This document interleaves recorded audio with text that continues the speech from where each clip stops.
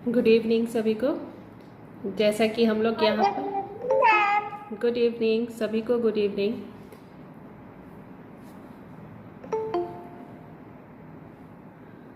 रामधारी सिंह दिनकर की रचना बापू पे हम लोग बातचीत कर रहे थे।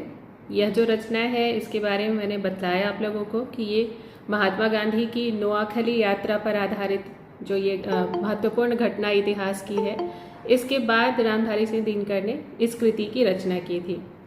जो महात्मा गांधी की नोआखली यात्रा थी वो 1946 में यह यात्रा हुई थी, जब उन्होंने नोआखली में हिंदू मुस्लिम दंगों को देखा और वहाँ पर उसके रोकने के लिए, शांति बहाल करने के लिए उन्होंने नोआखली का दौरा किया था।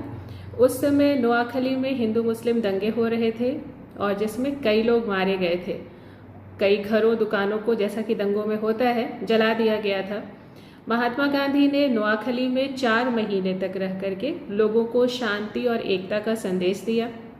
उन्होंने लोगों से अपील की कि वे हिंसा का रास्ता छोड़ दें और शांति से रहने का प्रयास करें। गांधी जी की यही जो यात्रा थी, इसके दौरान लोगों ने उनकी बात मानी और हिंसा को रोकने में मदद की। जो ये यात्रा थी महात्मा गांधी की नोआखली यात्रा, इसका महत्व है शांति और एकता का संदेश दिया उन्होंने।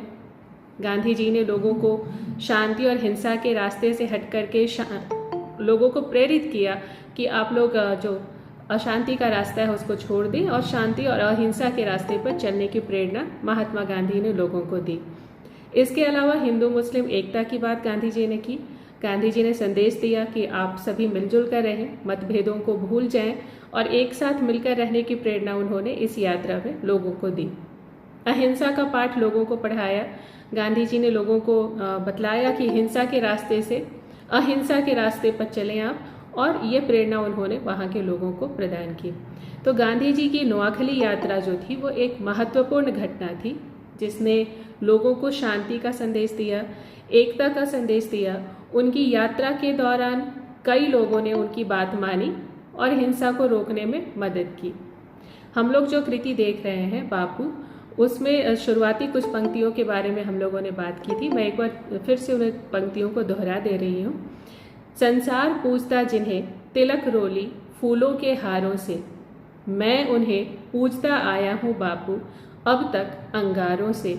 अंगार विभूषण यह उनका, विद्युत पीकर जो आते हैं, उगती शिखाओं से लौ में चेतना नई भर जाते हैं। इन पंक्तियों के बारे में जैसा कि कवि बता रहे हैं कि अपने आदर्श और पूज्य महात्मा गांधी, उनकी विशेषता वो बता रहे हैं कि अपनी भावनाओं को किस तरह से वह व्यक्त करते हैं।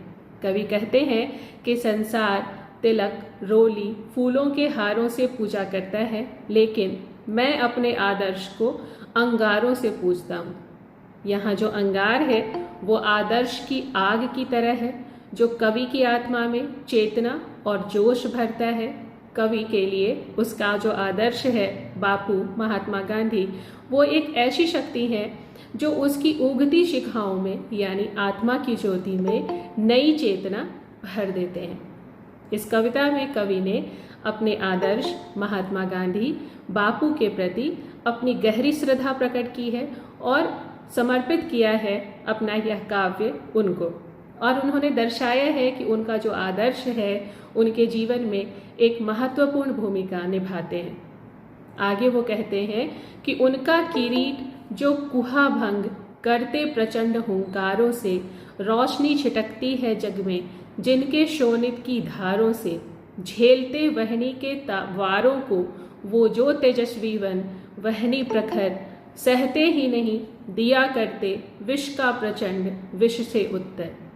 ये जो पंक्तियां हैं इसमें कवि अपने आदर्श की विशेषताओं और महानता का वर्णन करते हैं और कहते हैं कि अपने आदर्श का किरीट, किरीट का अर्थ होता है मुकुट, ऐसा है जो शक्तिशाली आवाज से अंधकार को दूर करता है और संपूर्ण जग में रोशनी फैलाता है। महात्मा गांधी के बलिदान और संघर्ष से संपूर्ण जग में प्रकाश फैलता है। वे आग के समान तेजस्वी हैं, उसके हमलों को सहन करते हुए भी अपनी शक्ति नहीं खोते हैं। महात्मा गांधी के बारे में वो कहते हैं कि विष का सामना विष से करते हैं और उसे नष्ट कर देते हैं। इन पंक्तियों में कवि ने अपने आदर्श को एक महान शक्तिशाली व्यक्तित्व के रूप में चित्रित किया है। वह व्यक्ति जो अंधकार को दूर करता है, रोशनी फैलाता है, संघर्षों का सामना करता है और विजयी होता है।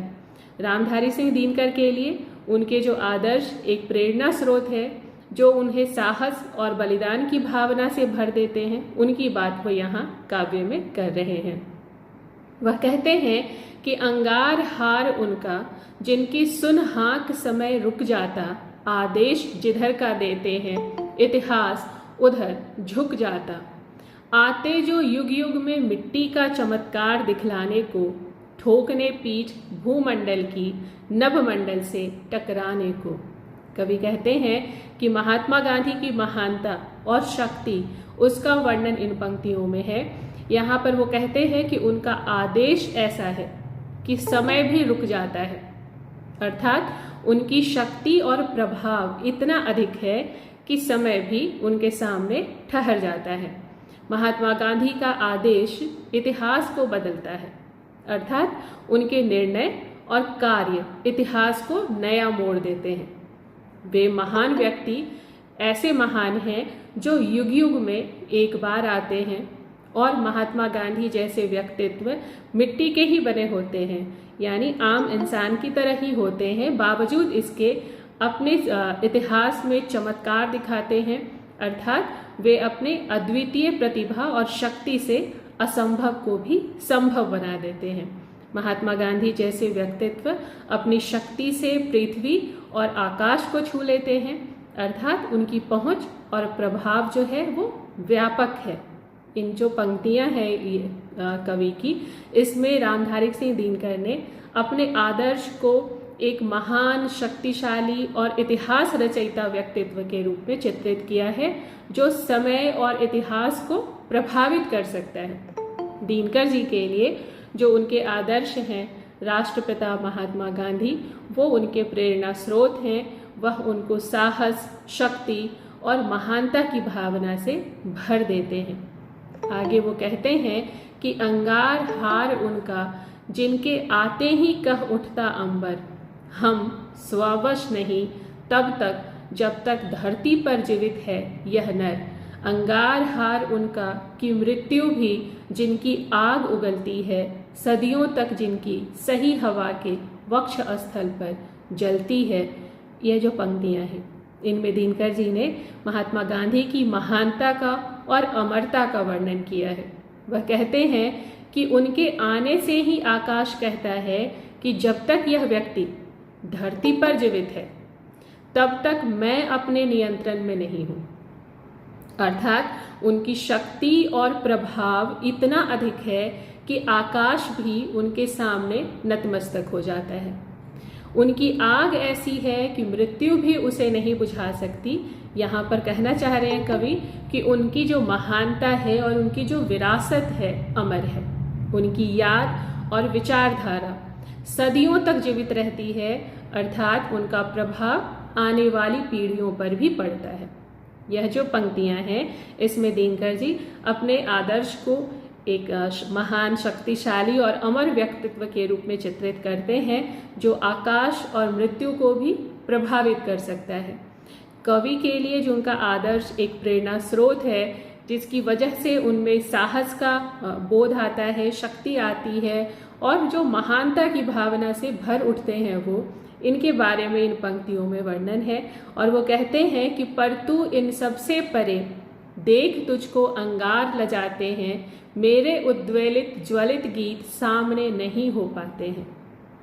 यह जो पंक्तियां हैं, इनमें रामधारी सिंह दिनकर कहते हैं कि मैं जो गहराई से व्यक्त कर पा रहा हूँ, तुम उन सभी गुणों और विशेषताओं से परे हो। मैंने जो कुछ भी तुम्हारे लिए वर्णन किया है, उन सभी विशेषताओं और गुणों से तुम परे हो। अंगार भी तुम्हारे सामने लजाते हैं। अर्थात वो कहते हैं कि महात्मा गांधी की महानता इतनी अधिक है कि आग जैसी शक्तिशाली चीज भी उनके सामने झुक जाती है। मेरे जोश से भरे हुए गीत भी तुम्हारे सामने वो उतने जोशीले नहीं हो पाते जितने कि तुम हो। अर्थात यहाँ पर तुम्हारी महानता इतनी अधिक है कि कवि के जो शब्द हैं और गीत हैं वो उसकी व्याख्या नहीं कर पा रहे हैं। तो इन पंक्तियों में रामधारी सिंह दिनकर अपने आदर्श को एक ऐसी महानता के रूप में, महान व्यक्तित्व के रूप में चित्रित कर रहे हैं जो शब्दों से परे है, जिसकी व्याख्या नहीं की जा सकती, और कवि के लिए उनका आदर्श एक ऐसी शक्ति है जो उनकी कल्पना से भी परे है।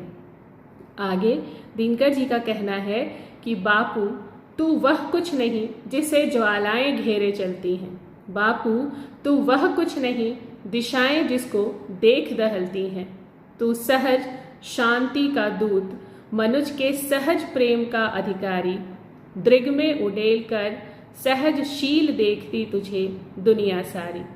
ये जो पंक्तियां हैं इनमें कवि महात्मा गांधी के महानता और उनके व्यक्तित्व का वर्णन कर रहा है। कवि कहता है कि गांधी जी वह नहीं हैं जिन्हें ज्वालाएं घेरे चलती हैं और दिशाएं जिनको देखकर दहलती हैं। इसका अर्थ है कि जिस तरह से योद्धाओं का वर्णन हमारे इतिहास में होता है कि उनके आसपास एक ऑरा होता है, ज्वालाएं उन्हें घेरे चलती हैं और दिशाएं जिनको देखकर दहलती हैं, इसका अर्थ यह है कि गांधी जी की महानता किसी भी हिंसक और आक्रामक तत्व से नहीं जुड़ी है, बल्कि वे हमारे लिए शांति और प्रेम के प्रतीक हैं। कवि का कहना है कि गांधी जी सहज शांति के दूत हैं और मानव के सहज प्रेम के अधिकारी हैं। वह दर्शाते हैं कि गांधी जी ने अपने जीवन में शांति और प्रेम का संदेश फैलाया और लोगों को एक दूसरे से प्रेम करने की प्रेरणा प्रदान की थी। यहाँ पर कवि इन पंक्तियों में कह रहे हैं कि दुनिया सारी गांधी जी को उनकी सहजशीलता में देखती है, यानी गांधी जी की जो महानता है वो उनकी सरलता और सहज व्यक्तित्व में निहित है, जिसने लोगों को आकर्षित किया और उन्हें एक महान नेता बनाया। जो ये पंक्तियां हैं इनके मुताबिक दिनकर जी कहना चाहते हैं कि महात्मा गांधी शांति और प्रेम का प्रतीक थे। वह किसी भी हिंसक और आक्रामक तत्व से नहीं जुड़े थे, बल्कि वे शांति और प्रेम के प्रतीक के रूप में हमारे इतिहास में जाने जाते हैं। सहज शांति के दूत महात्मा गांधी जी शांति और प्रेम का संदेश फैलाते थे, लोगों को एक दूसरे से प्रेम की प्रेरणा दिया करते थे और मानव के सहज प्रेम के अधिकारी महात्मा गांधी ने लोगों को एक दूसरे से प्रेम करने की प्रेरणा दी और मानवता को एकजुट करने का काम इतिहास में किया था। सहजशीलता उनमें इतनी थी कि महात्मा गांधी का जो सरल व्यक्तित्व है, सहज व्यक्तित्व है, वो लोगों को आकर्षित करता रहा और इसी वजह से वह एक महान नेता के रूप में जाने जाते हैं। यह जो काव्य रचा गया वो नोआखली यात्रा के दौरान जो महात्मा गांधी ने कार्य किया उससे प्रेरित होकर के रामधारी सिंह दिनकर ने रचा, और महात्मा गांधी ने जो पदयात्रा शुरू की थी उसकी वजह से जो वहाँ पर एक शांति अमन का जो वहाँ पर वास हुआ उससे रामधारी सिंह दिनकर बहुत प्रभावित थे।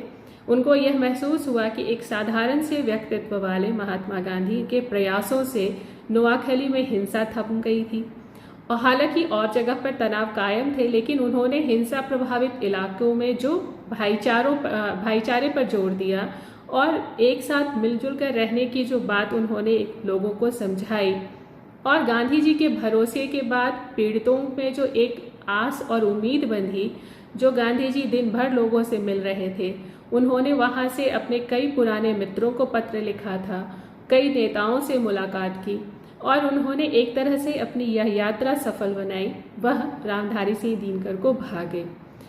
आगे वह कविता में लिखते हैं कि धरती के छाती से अजस्र चीर संचित क्षीर उमड़ता है, आँखों में भरकर सुधा तुझे यह अंबर देखा करता है, कोई न भीत कोई न त्रस्त सब और प्रकृति है प्रेम भरी, निश्चित जुगाली करती है छाया में पास खड़ी बकरी। इन पंक्तियों में कवि जो दिनकर हैं वो प्रकृति की सुंदरता और उसके प्रेम का वर्णन करते हुए कहते हैं कि धरती की छाती से अनंत और पुराने समय से संचित क्षीर का अर्थ होता है दूध, वो उमड़ता है, अर्थात प्रकृति जो है वो अपने बच्चों को पोषण देती है। आँखों में भरकर सुधा, सुधा का अर्थ है अमृत, आँखों में भरकर सुधा तुझे यह अंबर देखा करता है, अर्थात प्रकृति की सुंदरता और प्रेम हमें अमृत की तरह लगता है। कोई न भीत कोई न त्रस्त, सब और प्रकृति है प्रेम भरी। यहाँ पर अर्थ है कि प्रकृति में कहीं भी भय या चिंता नहीं है, बल्कि हर जगह प्रेम है। निश्चित जुगाली करती छाया में पास खड़ी बकरी, इसका अर्थ है कि प्रकृति की गोद में बकरी जैसी निरीह प्राणी जो है वो जीव भी निश्चिंत है और सुरक्षित है। तो इन पंक्तियों में जो कवि कहना चाहते हैं कि प्रकृति की जो सुंदरता है वह हमें आकर्षित करती है। प्रकृति का जो प्रेम है वह दर्शाता है कि अपने सभी बच्चों को पोषण और सुरक्षा प्रकृति प्रदान करती है, वह किसी के साथ भेदभाव नहीं करती है। निश्चिंतता का यहाँ पर बोध है। कवि बताते हैं कि प्रकृति की गोद में सभी जीवों की निश्चिंतता होती है, कोई भय कोई चिंता नहीं है। प्रेम और सुरक्षा का बोध है। वहाँ पर कवि ने जो एक तरह से प्रकृति को माँ के रूप में दर्शाया है, जो अपने बच्चों को प्रेम और सुरक्षा देती है। आगे पंक्तियों में कवि कहते हैं, भू पर तो आते वे भी जो जीता या हारा करते हैं, मिट्टी में छिपे अनल को अपनी ओर पुकारा करते हैं। जीते लपटों के बीच मचा धरनी पर भीषण कोलाहल, जाते जाते दे जाते हैं भावी युग को निज तेज अनल। ये जो पंक्तियां हैं इनमें कवि महान व्यक्तियों की महानता और उनके प्रभाव को वर्णन कर रहे हैं। कवि कहते हैं कि इस जमीन पर, इस भू पर तो वो सभी आते हैं जो जीता या हारा करते हैं, अर्थात महान व्यक्ति भी इस धरती पर आते हैं और जीत या हार का अनुभव करते हैं।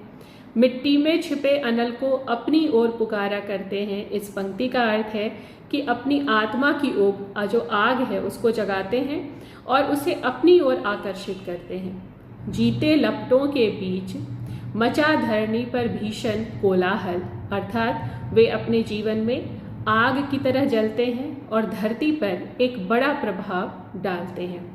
जाते जाते दे जाते भावी युग को निज तेज अनल, इसका अर्थ है कि वे जब जाते हैं तो अपनी महानता और अपनी ऊर्जा को भविष्य की पीढ़ियों के लिए छोड़ जाते हैं।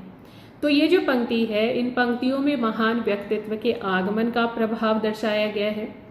आत्मा की आग को जगाना और अपनी ओर आकर्षित करने की बात की गई है। जीवन में आग की तरह जलना और धरती पर प्रभाव डालने की बात कवि ने की है। भविष्य की पीढ़ियों के लिए महानता और ऊर्जा को छोड़ने की बात की गई है।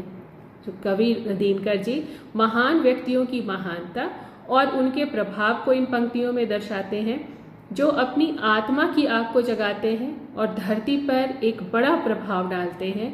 वे अपनी महानता और ऊर्जा को भविष्य की पीढ़ियों के लिए छोड़ जाते हैं।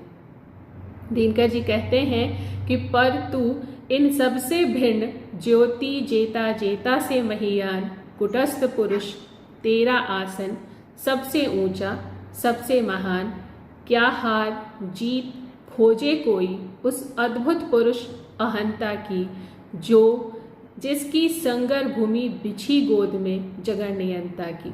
क्या किसी को कुछ कहना है? हैंड रेज किया है किसी ने?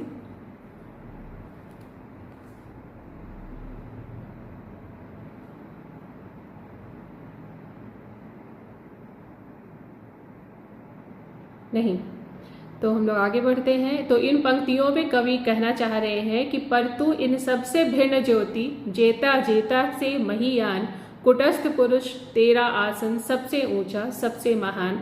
इसमें वो कहते हैं कि महात्मा गांधी जिनकी महानता के लिए और अद्वितीयता के लिए वर्णन किया गया है, यह जो पंक्ति है उसमें कहा गया है कि उनका व्यक्तित्व और उनके कार्य, उसकी सराहना यहाँ पर दिनकर जी करते हुए कहते हैं कि जिन्होंने भारत की स्वतंत्रता की लड़ाई में महत्वपूर्ण भूमिका निभाई थी वो महात्मा गांधी थे। और इन पंक्तियों में गांधी जी को जेता जेता से महियान कहा गया है, जिसका अर्थ है कि वे जीतने वालों से भी अधिक महान हैं। जो शब्द है जेता जेता से महियान, आप लोगों के पास पुस्तक होगी तो आप लोग इसको अंडरलाइन कर सकते हैं। इसका अर्थ होता है जो जीतने वालों से भी अधिक महान है, उनका आसन सबसे ऊंचा, सबसे महान। यहाँ पर पंक्तियों में कह रहे हैं कवि कि उनके उच्च आदर्श और नैतिक मूल्य जो है वो उनको सबसे ऊंचा आसन प्रदान करते हैं और सबसे महान उनको दर्शाते हैं। इसके अलावा इन पंक्तियों में महात्मा गांधी जी की अहिंसा और सत्याग्रह की नीति का उल्लेख किया गया है, जो उनकी सबसे बड़ी ताकत थी। सत्याग्रह और अहिंसा महात्मा गांधी की सबसे बड़ी ताकत थी। उनकी जो संगर भूमि बिछी गोदी में जगह नियंता की जो यह पंक्ति है, यहाँ स्पष्ट होता है कि वे अपने सिद्धांतों के लिए लड़ते थे, न कि किसी व्यक्तिगत लाभ के लिए।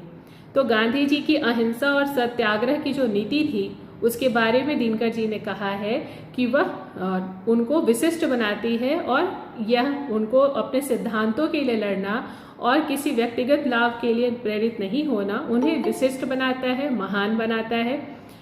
कुल मिलाकर जो ये पंक्तियां हैं वो महात्मा गांधी की महानता, उनके उच्च आदर्श और उनकी अहिंसा और सत्याग्रह की नीति को प्रकट करती है और एक ऐसे व्यक्ति की तस्वीर हम सबके सामने प्रस्तुत करती है जो अपने सिद्धांतों के लिए खड़े थे और जिन्होंने भारत की स्वतंत्रता की लड़ाई में महत्वपूर्ण भूमिका निभाई थी। आगे पंक्तियां हैं, संगर की अद्भुत भूमि जहां पड़ने वाला प्रत्येक कदम है विजय पराजय भी, जिसकी होती न प्रार्थनाओं से कम। संगर की अद्भुत भूमि, नहीं कुछ दाह न कोई कोलाहल, चल रहा समर सबसे महान, पर कहीं नहीं कुछ भी हलचल। रामधारी सिंह दिनकर की लिखी गई इन पंक्तियों में महात्मा गांधी की महानता और उनके अहिंसा के सिद्धांत को वर्णित किया गया है। दिनकर जी कहते हैं कि गांधी जी की लड़ाई एक ऐसी अद्भुत भूमि पर लड़ी गई जहां हर कदम विजय था और पराजय भी प्रार्थनाओं से कम नहीं था। यहाँ पर दिनकर जी कहते हैं कि वो ऐसी अद्भुत भूमि पर, भारत भूमि पर लड़ रहे थे जहाँ पर हर कदम विजय था और पराजय भी अगर उनकी हुई तो वो प्रार्थनाओं से कम नहीं था। इसका अर्थ है कि गांधी जी की लड़ाई सिर्फ बाहरी दुनिया के लिए नहीं थी, बल्कि उनके अंदर भी एक लड़ाई चल रही थी जो उनके सिद्धांतों और मूल्यों के लिए ये लड़ाई थी। यहाँ पर दिनकर जी कहते हैं कि गांधी जी की लड़ाई में ना कोई दाह था यानी आग, किसी से ईर्ष्या नहीं थी, ना कोई कोलाहल यानी कहीं पर कोई आवाज नहीं थी कि मैं युद्ध कर रहा हूँ। तो गांधी जी कहते हैं कि गांधी जी की लड़ाई में ना तो कोई दाह था ना कोई कोलाहल, लेकिन फिर भी यह समर यानी यह युद्ध सबसे महान था। इसका अर्थ यह है कि गांधी जी की लड़ाई एक शांतिपूर्ण और अहिंसक लड़ाई थी जो किसी भी प्रकार के हिंसा या उत्पात से मुक्त थी, लेकिन इसके बावजूद यह लड़ाई बहुत बड़ी थी और महत्वपूर्ण थी। यानी किसी भी हिंसा और उत्पात से मुक्त होने के बावजूद यह जो लड़ाई, आज़ादी की लड़ाई लड़ रहे थे बापू, वह बहुत बड़ी और महत्वपूर्ण थी क्योंकि यह लड़ाई भारत की स्वतंत्रता के लिए लड़ी गई थी। यह जो पंक्तियां हैं इसमें दिनकर जी गांधी जी की महानता और उनके सिद्धांतों को प्रकट कर रहे हैं जो आज भी इस 2024 में भी प्रासंगिक है। गांधी जी की अहिंसा की जो नीति थी, उनकी जो लड़ाई की शैली थी, वो दुनिया भर में लोगों को प्रभावित करती है और उनकी विरासत इसी वजह से आज भी जीवित है। आगे दिनकर ने लिखा है कि देवों को जिन पर गर्व योग्य उस सुचिता के वसुधा भी है, नर में है जहाँ विकार अमित अंतर्हित कहीं सुधा भी है। सबने देखे विद्वेष गरल, तूने देखा अमृत प्रवाह, सबने बड़वानल लिया लिया तूने करुण सागर अथाह। दिनकर जी इन पंक्तियों में मानवता की दो विपरीत तस्वीरें प्रस्तुत करते हैं और कहते हैं कि देवों को जिस पर गर्व योग्य उस सुचिता के वसुधा भी है। इसमें वो दिनकर जी का कहना है कि मानवता में दो पहलू हैं, एक अक्षाई जो मानव का एक मूल गुण है अच्छाई का, जिस पर देवता भी गर्व करते हैं, और दूसरा बुराई का जो अनंत विकारों से भरा है। यानी कि एक इंसान अच्छा भी होता है और बुरा भी होता है। और यहाँ पर दिनकर जी कहते हैं कि मानवता के जो दो पहलू हैं, जिनमें एक अच्छाई है और जिस पर देवता भी गर्व करते हैं, और दूसरा बुराई है जो अनंत विकारों से, अनंत बुराइयों से भरा है, लेकिन इसके बावजूद मानवता में कहीं न कहीं अच्छाई की कुछ बूंदें भी हैं। यहाँ पर वो कह रहे हैं कि जब सभी लोग विद्वेष और घृणा के गरल को देखते हैं, तब तुम अमृत की धारा को देखते हो। तुम अमृत की धारा को देखते हो। जब सभी लोग आग के समान कठोर और क्रूर होते हैं, तो तुम करुणा के अथाह सागर को अपनाते हो। तो ये जो पंक्तियां, दिनकर जी की पंक्तियां यहाँ पर हैं, उसमें वो मानवता के बारे में बात करते हुए कहते हैं कि सभी लोग जब विद्वेष की बात करते हैं, घृणा की बात करते हैं, तब भी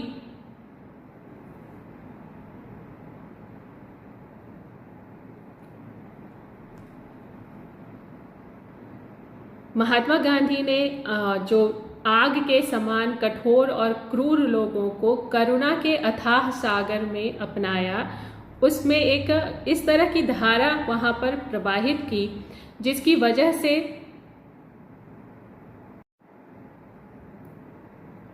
तो हम लोग यहाँ पर बात कर रहे थे दिनकर जी की, जो मानवता की बात कर रहे हैं यहाँ पर। और वो कहते हैं कि जो दिनकर जी अपने महात्मा गांधी की, बापू की तारीफ करते हुए कहते हैं कि वो एक अमृत की धारा के समान थे और सभी को करुणा के अथाह सागर के दर्शन उन्होंने करवाए थे। उन्होंने यहाँ पर वर्णन किया है कि अच्छाई और बुराई इंसानी फितरत है और अधिकांश लोग दूसरों को विद्वेष और घृणा की दृष्टि से देखते हैं, जबकि महात्मा गांधी जो हैं वो एक अमृत की धारा के समान यहाँ पर मौजूद हैं और उन्होंने लोगों को कठोर और क्रूर होने से बचाया और करुणा के सागर की तरह सबको अपनाने की कोशिश की। दिनकर जी यहाँ मानवता की अच्छाई और बुराई के बीच का जो संघर्ष है उसको दर्शाते हैं इन पंक्तियों में, और हम सभी को अच्छाई की ओर बढ़ने के लिए प्रेरित करते हैं। वो कहते हैं यहाँ कि नर के भीतर की दुनिया में है कहीं अवस्थित देवालय, सदियों में कभी कभी कोई मर्मी पाता जिसका परिचय। देवालय सूना नहीं देवता है, लेकिन कुछ डरे हुए दानव के गर्जन वर्जन से, कुछ भीति भाव में भरे हुए। रामधारी सिंह दिनकर की ये पंक्तियां हैं, उसमें उन्होंने कहा है कि मानव मन की जो गहराई है उसमें छुपी हुई है अच्छाई और बुराई, जिसकी तस्वीर उन्होंने इन पंक्तियों में प्रस्तुत की है। वह कहते हैं कि मानव मन में एक देवालय है जो अच्छाई और पवित्रता का प्रतीक है, लेकिन यह देवालय हर किसी को दिखाई नहीं देता, इसलिए इसको देखने वाला कुछ विशेष होता है जो मर्म को समझता है, लोगों के व्यक्तित्व को समझता है, उनके मन को समझता है और अंदर तक गहराई तक झांक सकता है। दिनकर जी का कहना है कि यह जो देवालय है वो सूना नहीं है, यहाँ देवता है और वो डरे हुए हैं। जो दानव है उनकी गर्जना से, उनके वर्जन से, भित्ति भाव से लोग भरे हुए हैं, और जो दानव हैं उनकी लोगों के बुराई का प्रतीक है ये दानव, और अच्छाई को दबाने की कोशिश करते हैं। तो दिनकर जी मानव मन की जो विपरीत जो इस शक्तियां हैं उनको यहाँ पर दर्शा रहे हैं, अच्छाई और बुराई। अच्छाई का प्रतीक उन्होंने देवालय को बता रहा है और बुराई का प्रतीक दानवों को बताया यहाँ पर। तो अच्छाई को देवालय और देवता के रूप में प्रस्तुत किया गया है, जबकि बुराई को दानव के रूप में उन्होंने दिखाया है। दिनकर जी इन पंक्तियों में कह रहे हैं कि अच्छाई हर किसी में होती है, लेकिन यह हमेशा स्पष्ट नहीं होती, यह केवल उन लोगों को दिखाई देती है जो अपने अंदर गहराई में झांकते हैं। तो दिनकर जी यहाँ यह भी कहते हैं कि बुराई की शक्ति जो अच्छाई है उसको दबाने की कोशिश करती है, लेकिन अच्छाई कभी नहीं मरती, यह हमेशा जीवित रहती है, भले ही यह डरी हुई हो।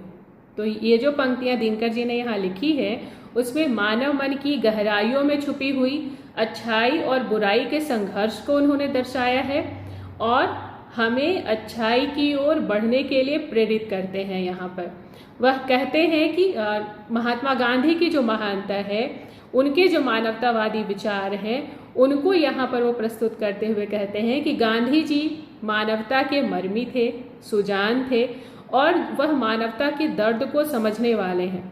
वह कहते हैं कि गांधी जी आए हैं भित्ति को भगाने, यानी भय को भगाने। भित्ति का अर्थ यहाँ पर है भय, भय को भगाने आए हैं। और अपदस्थ यानी जो भुला दिए गए, अपदस्थ का अर्थ है जो भुला दिए गए, देवता को नर, नर यानी नर का अर्थ है मानव, मानव में फिर से अभिषिक्त यानी प्रतिष्ठित कराने के लिए।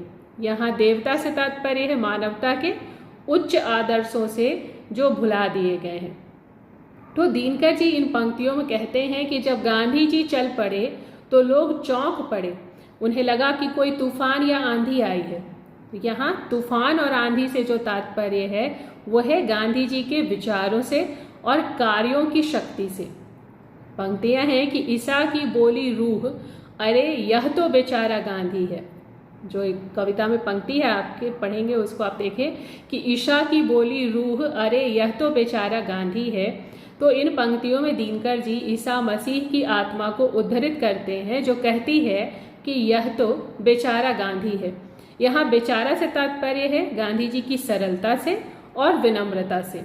दिनकर जी यहाँ कहते हैं कि गांधी जी की महानता को देखकर ईसा मसीह की आत्मा भी आश्चर्यचकित हो गई।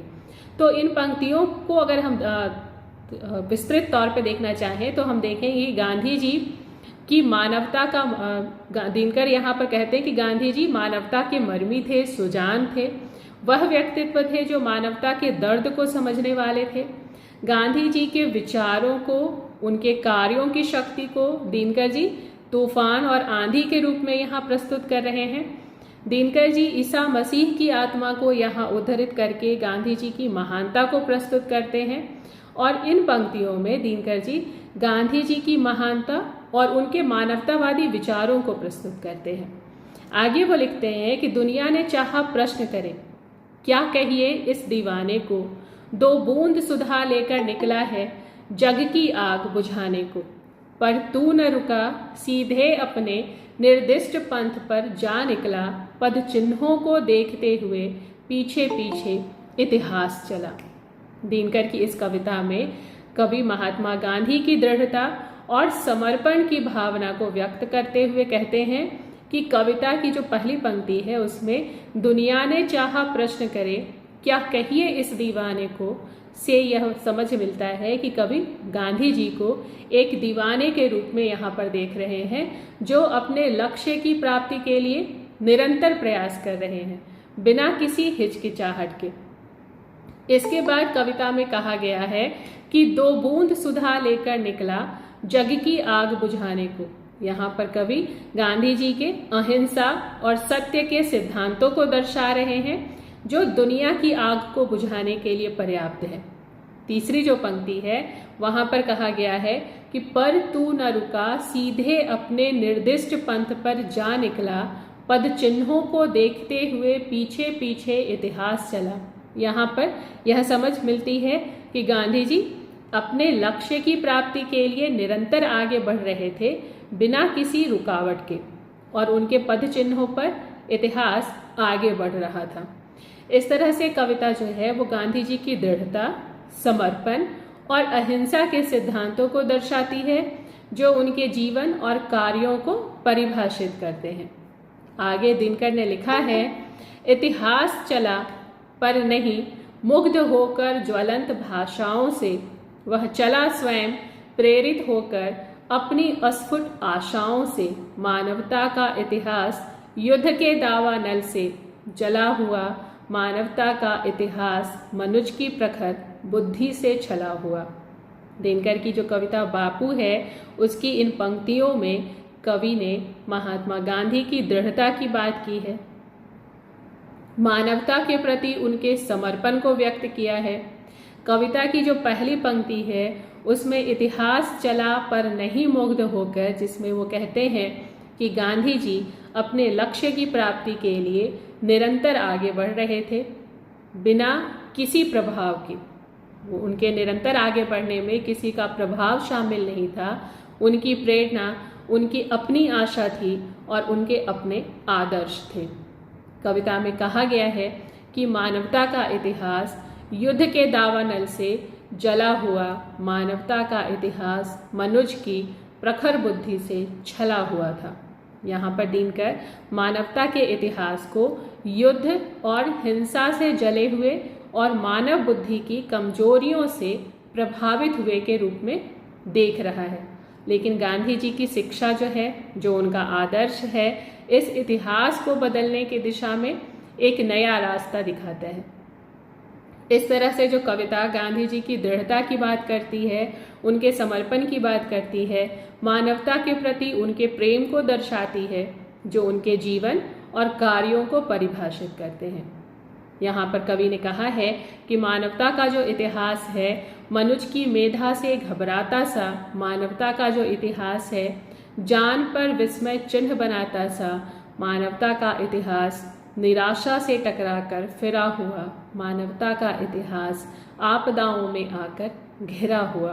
दिनकर की जो कविता बापू, जिसको आप लोग देख रहे हैं, इनकी पंक्तियों में कवि मानवता के इतिहास की व्यथा को, मानवता के इतिहास के संघर्ष को व्यक्त कर रहा है। कविता की पंक्तियों में यह समझ मिलती है कि मानवता का इतिहास मानव बुद्धि की सीमाओं और कमजोरियों से ग्रस्त है। मानव बुद्धि की जो सीमाएं हैं, मानव बुद्धि की जो कमजोरियां हैं, वह इतिहास को कई जगह से कमजोर करती हैं। कविता में कहा गया है कि कवि मानवता के इतिहास में आश्चर्य और विस्मय के पलों को दर्शा रहा है, जो मानव जीवन की जटिलताओं को उजागर करते हैं। यहाँ पर यह समझ मिलती है कि मानवता का इतिहास निराशा और असफलताओं से भरा हुआ है, लेकिन कवि साथ ही साथ यहाँ पर यह भी दर्शा रहे हैं कि मानवता इन निराशाओं से उबरने की क्षमता रखती है। तो यह कविता और इनकी यह पंक्तियाँ यह समझाती हैं कि मानवता का इतिहास आपदाओं और चुनौतियों से घिरा हुआ है। मानवता इन चुनौतियों का सामना करने की ताकत रखती है और कुल मिलाकर कविता की इन पंक्तियों में मानवता के इतिहास की जटिलताओं, संघर्षों, चुनौतियों, इन सबको दर्शाया गया है और साथ ही मानवता की ताकत और संघर्ष करने की क्षमता को भी उजागर किया गया है। दिनकर की यह जो कविता है बापू, उसकी इन पंक्तियों में कवि मानवता के इतिहास की व्यथा और संघर्ष को व्यक्त कर रहा है। कविता में कवि यह समझाता है कि मानवता का इतिहास दुखों से, संघर्षों से, दर्द से भरा पड़ा है। और कवि जब अगली पंक्तियों में कहता है कि दौड़ा तुझसे मांगता हुआ बापू दुखों से सर्पादि त्राण, जिसका यहाँ पर कहना है कि यह मानवता जो है महात्मा गांधी जैसे महान व्यक्तित्व से संघर्ष और दुखों से मुक्ति की आशा करती है। कवि महात्मा गांधी को यहाँ पर संबोधित करते हुए कहते हैं कि मानवता उनकी शरण में आती है और दुखों से त्राण की मांग करती है। कुल मिलाकर जो कविता मानवता के इतिहास की बात कर रही है, जटिलताओं की बात कर रही है, संघर्षों और चुनौतियों को यहाँ पर दर्शाया जा रहा है और साथ ही मानवता की ताकत और संघर्ष करने की क्षमता को उजागर कर रही है यह कविता। इस कविता में महात्मा गांधी की शिक्षाओं की बात है, आदर्शों की बात है और मानवता को संघर्षों से मुक्त कराने का मार्ग दिखाने की बात यहाँ पर की गई है। कवि जब कहते हैं कि पर त्राण कहाँ, किस्मत के लाखों भोग अभी तक बाकी हैं, तो इसमें जो कविता में पंक्तियों में कवि मानवता के संघर्ष और दुखों को व्यक्त कर रहा है और महात्मा गांधी से त्राण यानी मुक्ति की, कष्टों से मुक्ति की महात्मा गांधी से आशा कर रहा है।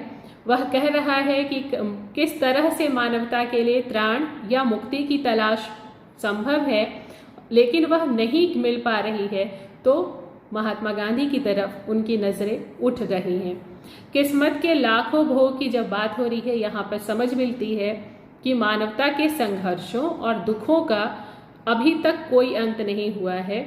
यहाँ पर दिनकर जी कहते हैं कि धरती पर अभी भी कई रोग और दुख हैं जो मानवता को पीड़ित कर रहे हैं, और वह कहते हैं कि मानवता के संघर्षों के कारण दुनिया में आग और धूम फैल गई है जो जीवन को दुर्गंधित बना रही है। यहाँ पर कवि आग और धूम से युद्ध, हिंसा और अन्याय की बात कर रहे हैं, और चारों तरफ फैले हुए विनाश की बात कर रहे हैं, और अन्याय और विनाश की वजह से जो दुख है मानवता को, उसको दर्शा रहे हैं। कवि यहाँ पर कहते हैं कि मानवता के संघर्षों के कारण समाज में जो विष है, दुराचार है, फैल गया है, उसको निर्भय होकर हम सभी को नष्ट करना है। यहाँ पर विष के मतवाले नाग के रूप में दुराचार को और अन्याय को कवि ने दर्शाना चाहा है। जो विष से भरे हुए नाग यहाँ पर दुराचारी और अन्यायी हैं। तो कविता में मानवता के संघर्षों और दुखों को दर्शाते हुए महात्मा गांधी से इससे मुक्ति की, त्राण की आशा की गई है। कवि महात्मा गांधी की शिक्षाओं को, आदर्शों को मानवता के लिए एकमात्र आशा के रूप में देख रहे हैं, और वो कहते हैं कि उन्हें सिर्फ और सिर्फ महात्मा गांधी से, बापू से उम्मीद है कि वो वापस इस भारतवर्ष को खुशहाल, शांतिपूर्ण देश बना सकते हैं। कवि ने मानवता को संबोधित करते हुए यह संदेश दिया है कि द्वेष से, अविश्वास और दानवता के बीच मानवता को हार नहीं माननी चाहिए। कवि कहते हैं कि इन सभी नकारात्मकताओं के बावजूद धरती पर अभी भी आशा की किरण बची हुई है, और वह आशा की किरण कौन है? महात्मा गांधी। तो इन पंक्तियों में कवि ने वर्तमान समय की, तत्कालीन समय की विषमताओं को और संघर्षों का वर्णन किया है, लेकिन साथ ही साथ उन्होंने मानवता को आशा और साहस का संदेश दिया है। कवि कहते हैं कि हमें इन चुनौतियों से घबराना नहीं चाहिए, बल्कि उनका सामना करना चाहिए और मानवता की रक्षा करनी चाहिए। इस कविता बापू में कवि रामधारी सिंह दिनकर ने अपनी भावनाओं को व्यक्त किया है और मानवता का संदेश दिया है। उन्होंने कहना चाहा है कि हम सभी को अपने मूल्यों को, अपने आदर्शों को नहीं छोड़ना चाहिए, चाहे परिस्थितियां कितनी भी कठिन हो। कविता की भाषा बेहद सरल है और सहज, अर्थपूर्ण है। कवि की गहरी भावनाओं को व्यक्त करती है। इसमें वह कई प्रश्न उठा रहे हैं, मानवता से संबंधित, हम सभी के समाज से संबंधित, आसपास उभरते तरह तरह के प्रतिद्वंदी भावनाओं से संबंधित।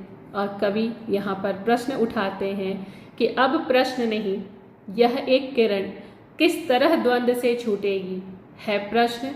व्यूह पर इसी तरह बाकी किरणें कब टूटेंगी। बापू ने राह बना डाली, चलना चाहे संसार चले, डगमग होते पांव अगर तो पकड़ प्रेम का तार चले। यह जो पंक्तियां हैं काफ़ी प्रसिद्ध पंक्तियां हैं और अक्सर ये पंक्तियां कोट की जाती हैं। बापू ने राह बना डाली, चलना चाहे संसार चले, डगमग होते हो पांव अगर तो पकड़ प्रेम का तार चले। दिनकर की जो रचना की बापू जो रचना है उनकी, इन पंक्तियों में कवि संबोधित करते हैं इंसानियत को, मानवता को, और संदेश देते हैं कि द्वेष, अविश्वास और दानवता के बीच मानवता को हार नहीं माननी चाहिए। कवि कहते हैं कि इन सभी नकारात्मकताओं के बावजूद धरती पर आशा की किरण बची हुई है, और कवि ने वर्तमान समय की विषमताओं, संघर्षों का वर्णन करते हुए मानवता को आशा और साहस का संदेश दिया है। कवि यहाँ कहते हैं कि हमें चुनौतियों से घबराना नहीं चाहिए, उनका सामना करना चाहिए, मानवता की रक्षा करनी चाहिए। यहाँ पर कुछ प्रमुख बातें जैसे उभर कर आती हैं, जैसे उन्होंने कहा है आशा की किरण की बात की है। वह जब कहते हैं कि आशा की एक किरण अभी भी बची हुई है जो मानवता को आगे बढ़ने की प्रेरणा देती है।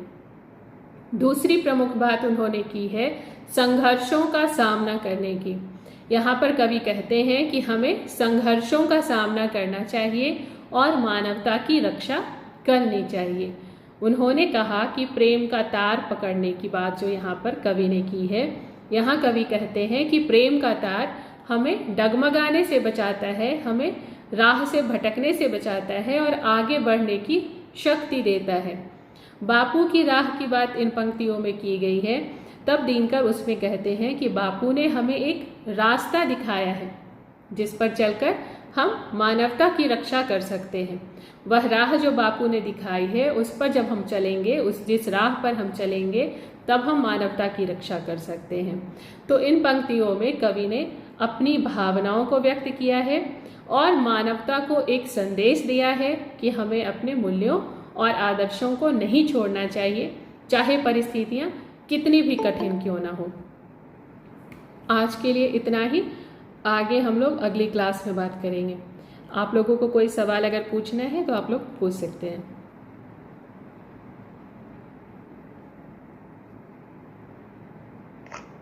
मैम आप